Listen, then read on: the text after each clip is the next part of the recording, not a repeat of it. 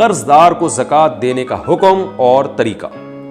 किसी आदमी को ज़कात देते वक्त कहा जाए कि आप पर जो कर्जा है ये पैसे अपने कर्जे में अदा कर दो, इस तरह ज़कात देने में कोई हर्ज तो नहीं है? सफ़ीउल्लाह जद्दा से, नहीं कोई हर्ज नहीं है। हाँ, ये ज़रूर है कि आपने किसी को कर्जा दिया 1 लाख रुपए, अब ज़कात देने का टाइम आया तो वो गरीब भी है, तो अब आप उसी को कहते हो कि वो जो 1 लाख रुपए तुम्हारे पास है ना, वो मेरी तरफ से ज़कात में हो गए, तो ऐसा इस तरह ज़कात अदा नहीं होगी। उसका तरीका ये है कि अगर वो गरीब है तो आप 1 लाख रुपए उसके हाथ में पकड़ाएं, बोलें भाई दिल में नियत करें कि ये ज़कात है, और उसके हाथ में पकड़ाएं। जब वो उसका मालिक बन जाए यानी हैंड ओवर हो जाए, कब्ज़ा में आ जाए, फिर आप बोलें वापस दो, शाबाश, अच्छे बच्चों की तरह 6 महीने से मेरे पैसे लेके बैठे हुए हो, वापस नहीं कर रहे, अभी 1 लाख रुपए लेके किधर निकल रहे हो पतली गली से, चलो वापस करो।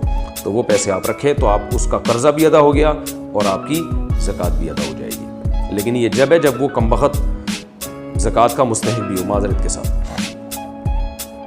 इमदाद जमा करने वाला खुद इस्तेमाल कर सकता है। एक शख्स ने लोगों की मदद के लिए इमदाद इकट्ठी की, अगर वो खुद ज़रूरतमंद हो तो क्या वो अपने इस्तेमाल में ला सकता है? मोहम्मद फैज़ान इंडिया से बिल्कुल नहीं ला सकता, क़तअन इसकी इजाज़त नहीं है। क्योंकि 2 वजह से इजाज़त नहीं है। एक तो ये कि जब उसने कहा कि मैं लोगों की मदद के लिए मुझे पैसे दो, तो वो लोगों की तरफ से वकील बन रहा है रकम पहुँचाने का, और वकील खुद नहीं तसर्रुफ़ कर सकता अपने लिए।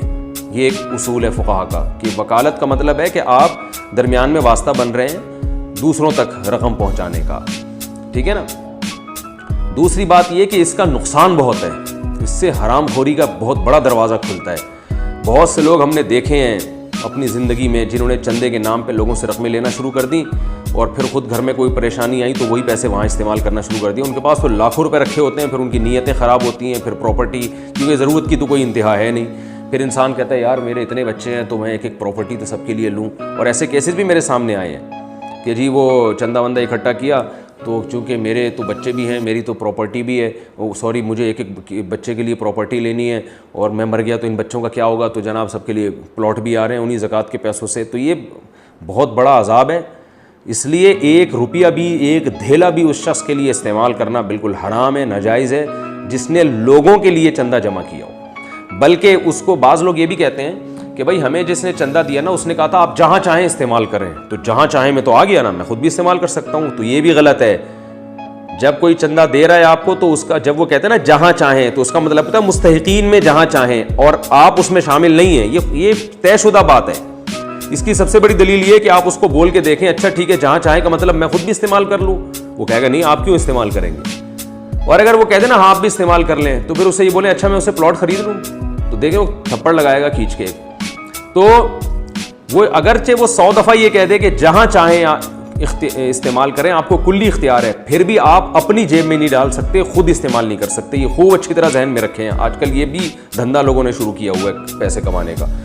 तो हाँ, अगर वो आपसे आके कहता है जहाँ चाहें इस्तेमाल करूँ, फिर आप उसे सरातन पूछें कि हज़रत अगर मैं खुद रख लूँ तो इजाज़त है?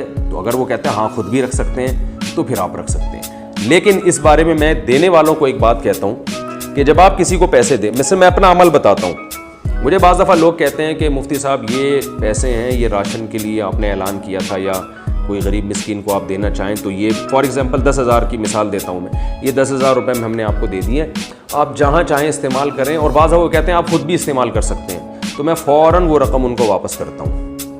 मैं कहता हूँ भाई आप मुझे इम्तिहान में ना डालें, आप मुझे आजमाइश में ना डालें। आपने मुझे पैसे दिए, आपने मुझे इख्तियार दे दिया कि चाहे तो खुद इस्तेमाल कर रहे हैं तो गरीब को दें। बाज़ दफ़ा ऐसे होता है इंसान को कोई बड़ा मुस्तहिक मिल रहा होता है, गरीब मिल रहा होता है, और इंसान के दिल में लालच आती है कि यार देने वाले ने कहा था खुद भी कर सकते हैं, उसको भी दें। तो इस लालच में, इस आजमाइश में आप हमें क्यों डाल रहे हैं। तो किसी ने किसी को हदिया देना है तो सीधा सीधा बोले भाई ये आपके पैसे हैं। बस जब कोई मिसाल के तौर पर मुझे कोई 10,000 रुपये ला के दे और कहे मुफ्ती साहब ये आपको गिफ्ट है, तो जब मेरी मिल्कियत में आ गए तो फिर तो मैं वैसे भी जहाँ चाहे इस्तेमाल करूँ, मैं खुद खाऊँ, मैं बच्चों को खिलाऊँ, मैं ज़कात में किसी को दे दूँ, वो मैं सदका कर दूँ। तो बात जो है ना क्लियर करनी चाहिए। देने वालों का भी बड़ा कसूर है, वो ना अगले को उस कन्फ्यूजन में डाल देते हैं, कन्फ्यूज़ कर देते हैं। आप साफ लफ्ज़ों में बताएं कि ये पैसे आपको हदिया हैं तो बस आपको हदिया हैं, फिर जहाँ चाहें का लफ्ज़ ऐड करने की ज़रूरत ही नहीं है। भाई ये आपको गिफ्ट है, ये आपको हदिया है, ये हमारी तरफ से आपके लिए एक तोहफ़ा है।